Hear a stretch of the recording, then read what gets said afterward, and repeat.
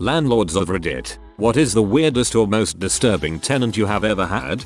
Worked for a large rental property company. A man called one of the properties and asked if they had any units available on a high floor. This was a high rise in a great location, where the upper floors had a nice view of the city, so the request wasn't unusual. The man came to view the unit, and a leasing agent took him on the tour. She opened the balcony to show him the view, and then she went back into the unit, expecting him to follow. When he didn't, she turned around and he was gone. He jumped from the balcony onto the road below. The unit was on something like the 20th floor. If I recall correctly, I left the company not too long after this happened, for totally unrelated reasons, so I don't know what happened to the agent. She'd been with the company a long time, and I know she was offered counseling, but I don't know what else happened. Frick, didn't see that coming. Poor woman. Parents had rental houses growing up. One tenant got evicted and, before leaving, poured wax down the drains and used cat litter in the vents. Luckily, they had free child labor to help clean up houses like that. Real nice older guy lived in the apartment next to mine for several years. He was quiet, and I didn't notice when he had not been around for a while. The landlord asked me to go into his apartment with her, kind of afraid he might be dead inside. He had never been late on his rent before. We went in there, expecting the worst, and all that was in the entire place was a bare mattress in the living room, with an enormous stack of both magazines and DVDs, and a toaster. My elderly landlord quipped, "How do you think he used the toaster?" My older sister and her boyfriend rented out their house when they moved out west for work. After several months of non-payment, the young adult male and female tenants were told to move out. Right before leaving, they smeared feces on the floors and walls, removed every light switch and electrical outlet cover, destroyed the bathroom, and removed the locks on the doors, and left the doors wide open. Our parents rented a floor of their two-family home to a guy who was an electrician. In return for lower rent, he did electrical improvements and minor repairs to the house. All of a sudden, our parents' electric bill nearly doubled, so they called the power company for an inspection and discovered that the tenant had illegally rewired his connection so that it was drawing most of the current for his apartment from their electric meter instead of his. They had given him a substantial break in the rent, and he abused their kindness. Dad simply said, "No good deed goes unpunished." Smart enough to do all that, not smart enough to stop and think, gee, maybe they will notice a sudden 100% increase in their electric bill. Glue huffer. I was putting veneer on cabinets with a respirator. She walked into the unit asking where it was. I thought the odor was too strong and apologized. She went right for the bucket and started taking deep breaths. My buddy and I both said new in what seemed to be in slow motion. It wasn't her first glue rodeo, so you can imagine how fried her brain already was.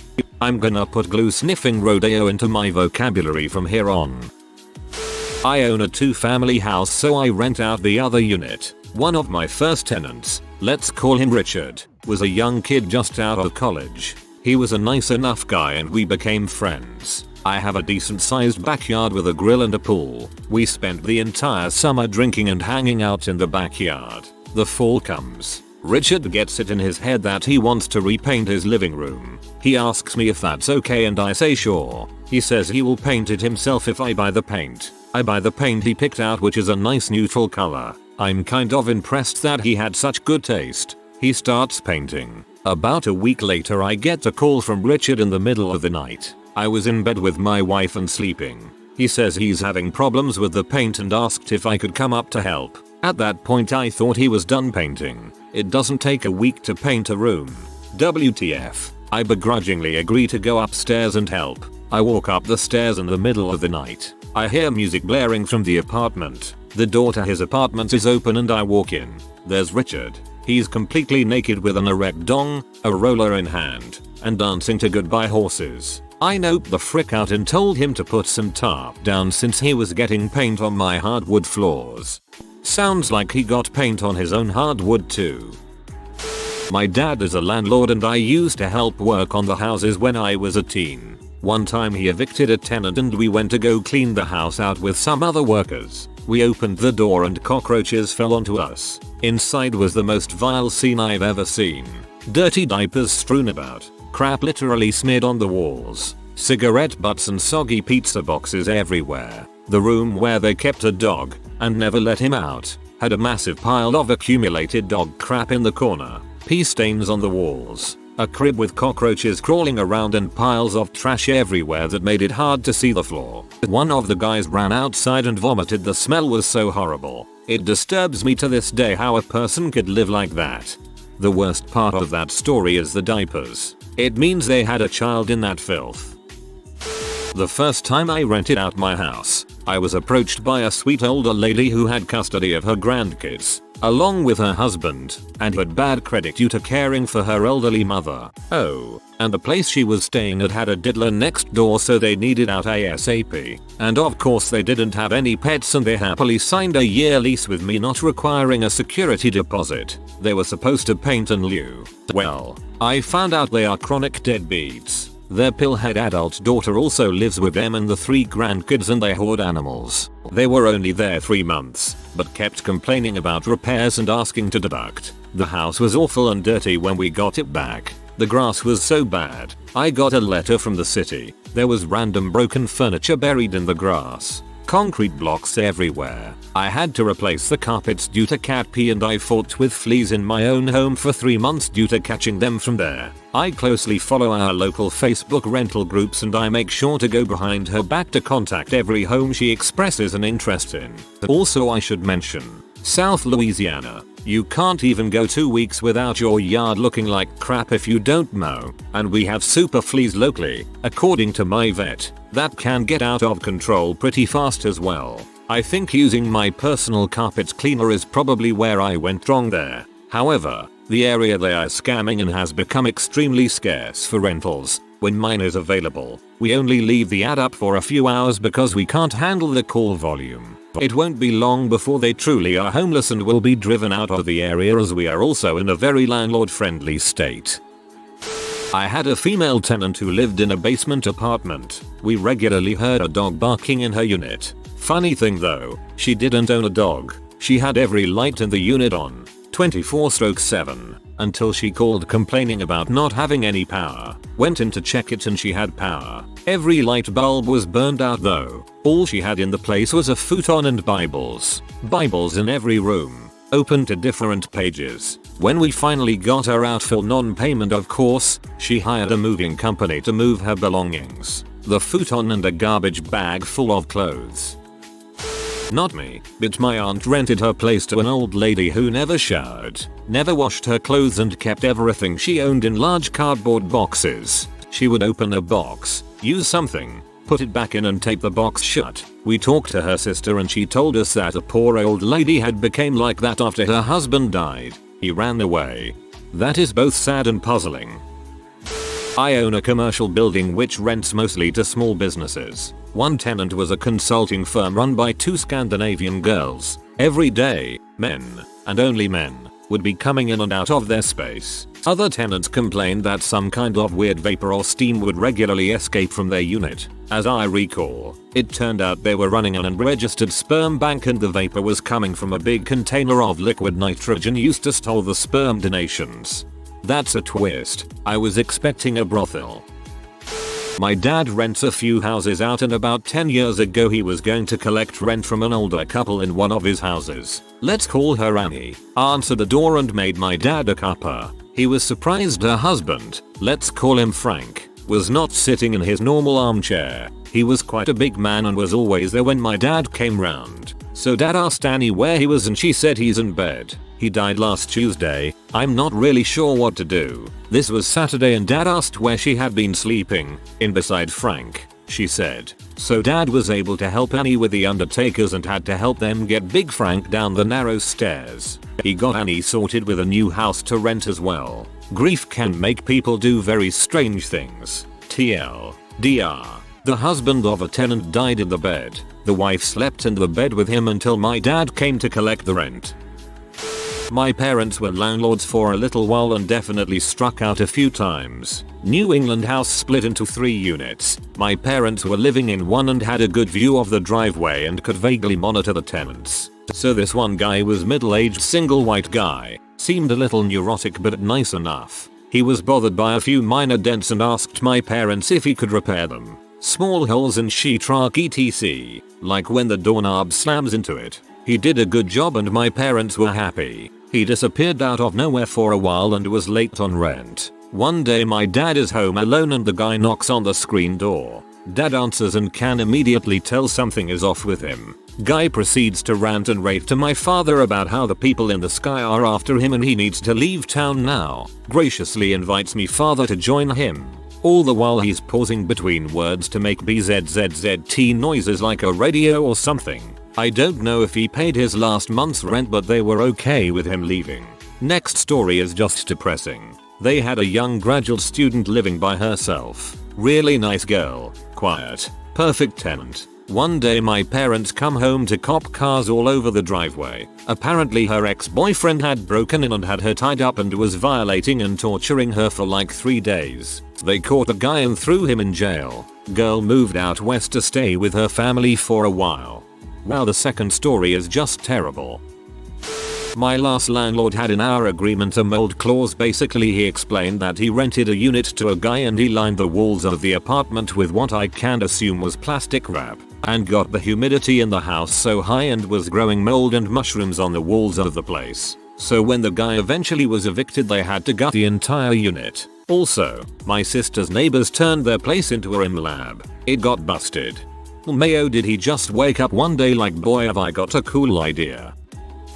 I had a pair of early version millennial monster sisters renting from me back in the early 2000s. To add to this never-ending joy was an unapologetic parasitic lawyer father. Regardless of how much I tried to explain to him that his daughters were the issue, he could not grasp the idea that his little princesses were actually foul-mouthed blow huffing Anywho, these girls complained about anything and everything including, and I'm not kidding, that the tap water didn't get cold enough and therefore they wanted a water cooling apparatus installed directly into the plumbing. Well, upon the second to last day of their lease, they threw a bash. A gala that included human feces painted on the walls and mashed down into every drain in the place. The revelation of 2 dead, murdered hamsters. Used tampons and tea blood baked on the lighting fixtures and even the remnants of a makeshift campfire on the wooden balcony planks of the 3rd floor. No less. Total damages in excess of $45,000. Needless to say, the photos I took to sue the crap out of them were downright epic.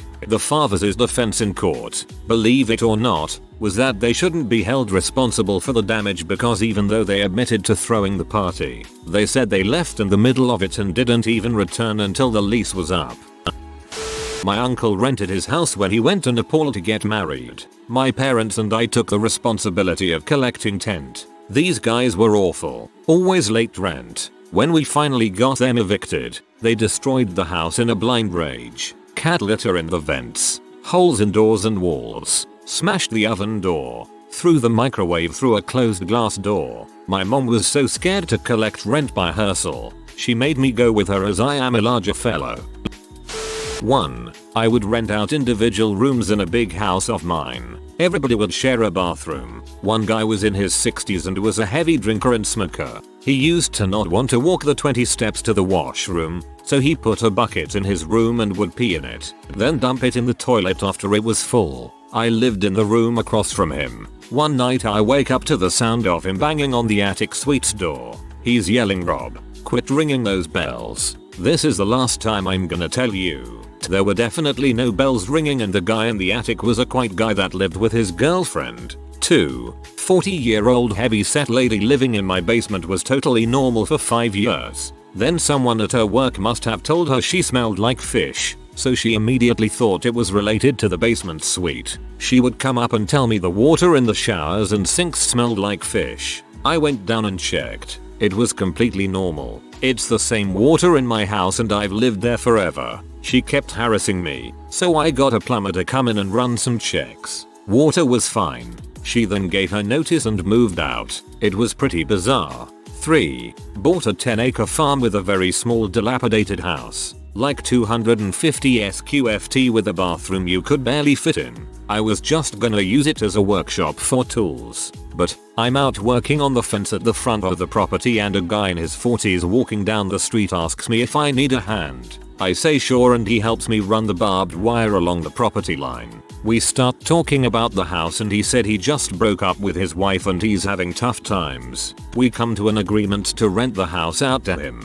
He moved in the next day and he's been living there for 25 plus years. Same house, no renovations. I haven't even raised the rent since the day I talked to him. 4. Another 5-acre farm. Rented it out to a guy who was early 30s and had something like 8 kids with multiple women. Only a couple lived with him. I could tell he enjoyed getting out on the farm and away from his family lol. He would have crazy ideas and call me, like, do you mind if I turn the front acre into a pig farm? I was like, sure. So I go out there and there's the biggest pigs I've ever seen in my life. Like 500 pounds pigs with their bellies dragging on the ground because they're so fat. Then a year later he got rid of the pigs and bought some llamas. Started growing a bunch of crops. He even planted a marijuana plant and showed me. I told him that if anybody asks, I didn't approve of it. 5. I rent a garage to a childhood friend who is a little different. He won't pay his rent for a while, then he will show up and put a bunch of $20 bills through my mail slot with my name written on them.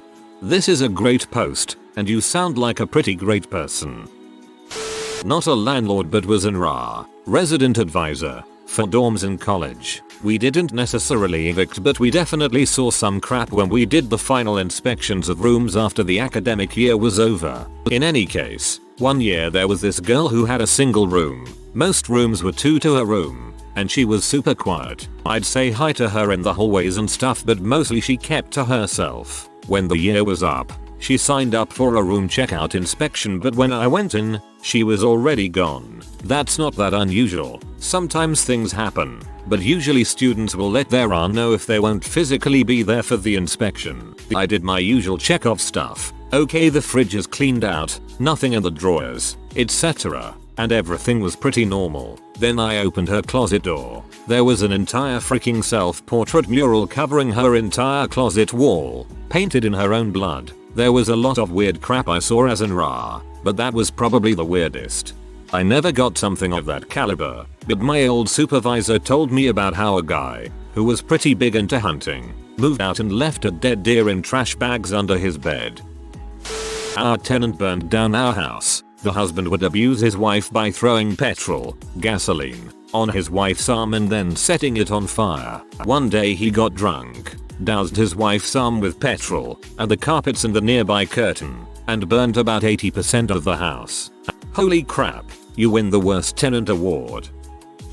Had a renter who started doing He got obsessed with Chuck Norris and fake karate stuff. He had 2 little dogs he started training to kill. Only the dogs were tiny and couldn't do much. He got really demanding and also did not pay rent for 3 months. I finally told him he had to leave. He got very angry and called the city. The city told me to evict him. So I did. He destroyed the place and at age 40 plus his parents came to pick him and his nunchucks and killer dogs up. First off, men are crappy tenants. I'm sorry but I love the mental image of a 40-year-old training 2 chihuahuas to kill.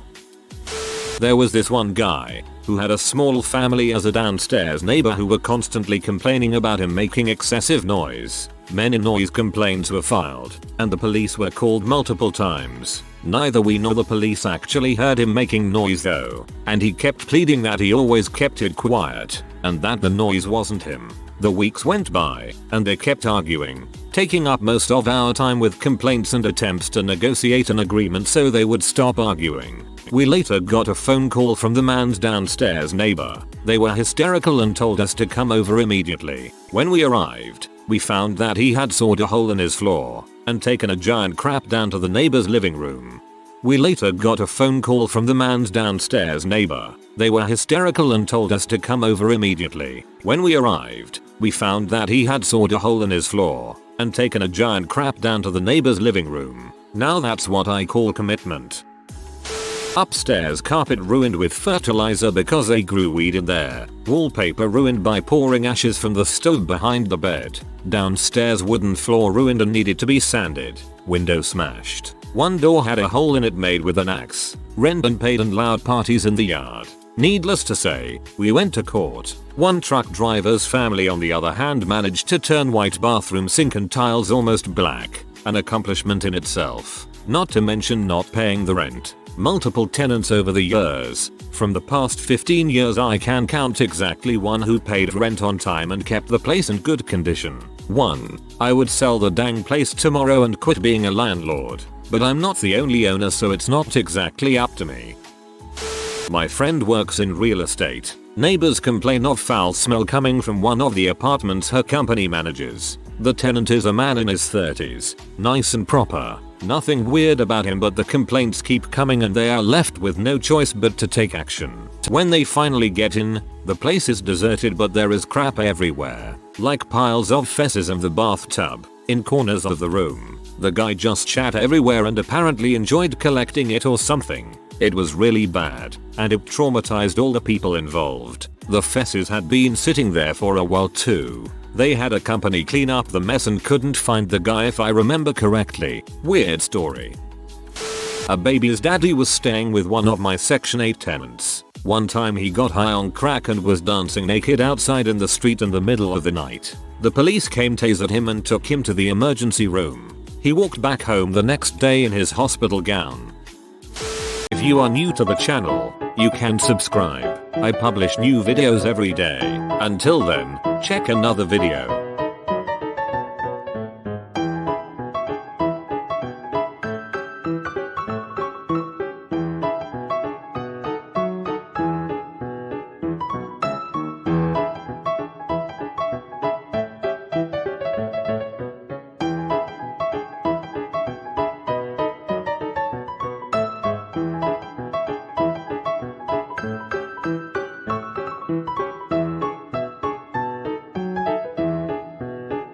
Bye for now.